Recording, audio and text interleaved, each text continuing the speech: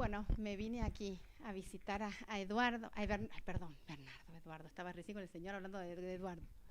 Bueno, me vine aquí a visitar a Bernardo. Muchísimas gracias por recibirme. Gracias, un gusto. ¿Cómo estás? Y muy bien, la verdad es que muy bien, ahora con una nueva etapa. Y veníamos conversando de tanto enojo, ¿no? Esta emoción que quizá un poco nos domina. Contanos, Bernardo, cómo manejar el enojo sin que el enojo nos maneje a nosotros. Bueno, el enojo es la expresión de la angustia. Cuando una persona tiene mucha angustia, no la puede poner en palabras, no puede expresar, la saca con bronca. Entonces, detrás de una persona que te grita, que te tira el auto, que te insulta, hay una persona angustiada, que no ha logrado metabolizar esa angustia en palabras. Entonces, es muy importante. Hay gente que se enoja, viste que hay gente que dice, yo no me enojo nunca, pero cuando me enojo, agárrate. Sí. Que en realidad es, me enojo mucho, pero no me doy cuenta. Hay gente que vive enojándose, guardando bronca, pero no es consciente. Entonces, uno tiene que identificar las pequeñas frustraciones que va teniendo a lo largo del día. Esto me molestó, que no sé, mi jefe me dijo esta cosa, el tránsito, lo que fuese. Poder identificar ya nos permite no guardar sin darnos cuenta, que no es poca cosa. Y tener válvulas saludables de escape. ¿Qué son las válvulas saludables de escape? Son los espacios donde yo puedo hacer catarsis, abrir la canilla para drenar un poquito la bronca. Entonces los hobbies, charlar con amigos, un amigos para rayos, ¿viste? Esos que les contás y te dicen, y vos mirá, lo que me di, bueno, los proyectos, el ejercicio físico, todo eso nos permite drenar todas esas micro frustraciones. Ahora, eso cuando uno lo piensa y dice, bueno, tengo tal enojo, voy a hablar con un amigo. Ahora, ¿qué pasa con estas cosas que quizá no tenemos el tiempo, ¿no? ¿Cómo manejar en el momento? ¿Hay algún tip, alguna respiración o algún pensamiento, algo que quizá nos recomiendes como para no reaccionar y después tener que arrepentirnos? Bueno, siempre que uno está enojado o muy enojado, siempre hay que poner pausa. Hay que contar hasta 100, como nos decían antes, o hasta 1000. En general, cuando uno está muy enojado, activa un cerebro muy primitivo que tenemos, que se llama reptiliano, que no piensa, es ataque o huida. Entonces, cuando uno está muy enojado, el otro está muy enojado, siempre hay que posponer el conflicto. Lo hablamos después. Te escribo más tarde. Lo hablamos a la noche. ¿Por qué? Porque hay que esperar que baje toda la adrenalina y el cortisol. Hay que esperar que nos tranquilicemos para que se active la corteza prefrontal, que es la capacidad de razonar. Entonces, siempre que uno tiene una dosis de enojo importante, posponer el conflicto. No evitarlo, pero posponerlo. Entonces, decir, mira, lo hablamos después. Otra cosa importante es cada 2, 3 horas hacer un pequeño descanso de 5 minutos. Entonces, si estamos en alguna tarea, especialmente los que tienen tareas de mucho estrés, esos 5 minutos, tomar un café, hacer un llamado, contestar un mail, hacer algo que nos saquen de esa situación, exactamente. Entonces eso es como un pequeño respiro, porque lo que sucede muchas veces es que uno va guardando a lo largo del día hasta que explota o implota. Y algo que le sirve a mucha gente es ponerse a escribir. Separar 10 minutos por día y escribir. Eso también ayuda a un poco a ordenar los pensamientos. Bernardo, vos es que leyendo sobre el enojo, me llamó la atención que decían, es saludable Sí, enojarse. sí. Y esto me sorprendió. Bueno, el enojo es una emoción, todas las emociones son una voz.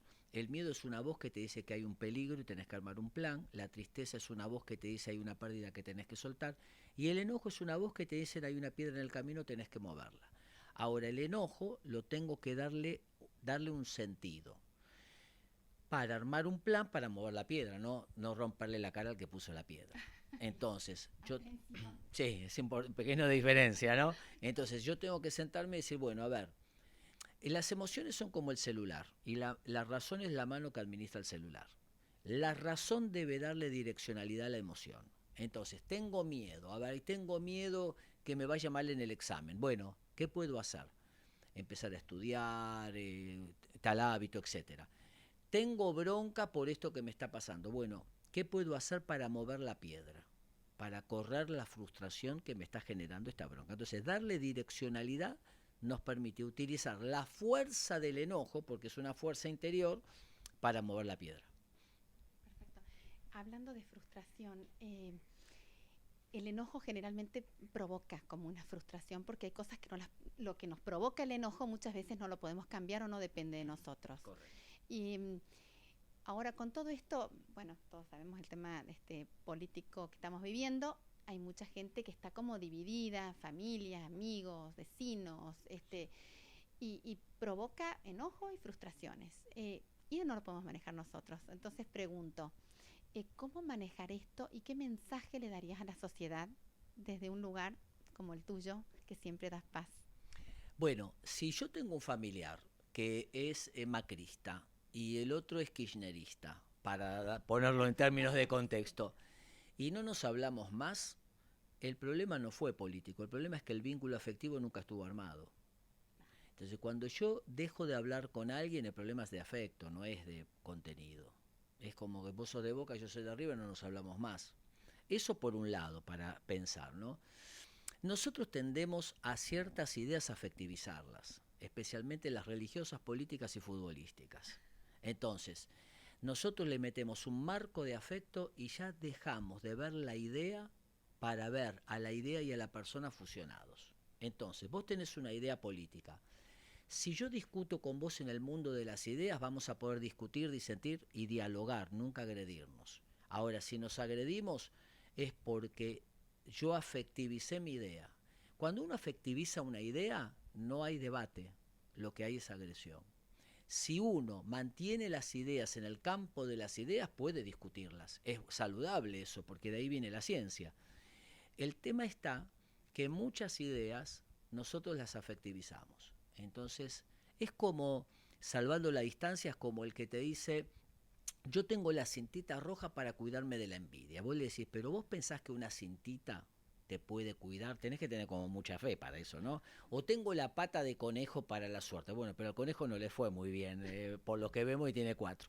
Entonces, lo que pasa es que uno lo abraza efectivamente, entonces pierde la capacidad de razonamiento. Entonces uno tiene que revisar, especialmente en el campo político, religioso y de fútbol, de darle debate a las ideas, pero nunca fusionar las ideas con la persona. Entonces, si yo te digo, vos sos una porquería, yo no estoy debatiendo, yo estoy agrediendo. Totalmente, fantástico. Y el respeto sobre todas las cosas. Siempre, exactamente. Cuando se perdió el marco, las discusiones son saludables porque son la liberación de la tensión y la construcción de una visión en conjunto. Entonces, una pareja pelea porque uno dice A, otro dice B.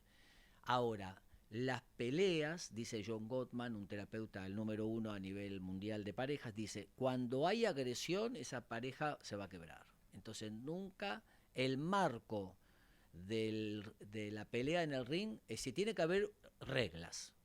Vamos a pelear cuando suene el timbre y a parar y a tener, es decir, los rounds tienen que estar pautados. O sea que en la discusión nunca debe haber agresión. Puede haber debate, puede haber intercambio de ideas, pero nunca agresión. Cuando hay agresión, el deseo no es buscar ideas, el deseo es descargar furia y agredir al otro. Perfecto. Muchísimas gracias, Bernardo. Bueno, Muchísimas gracias. un gusto, gracias. Ay, un genio.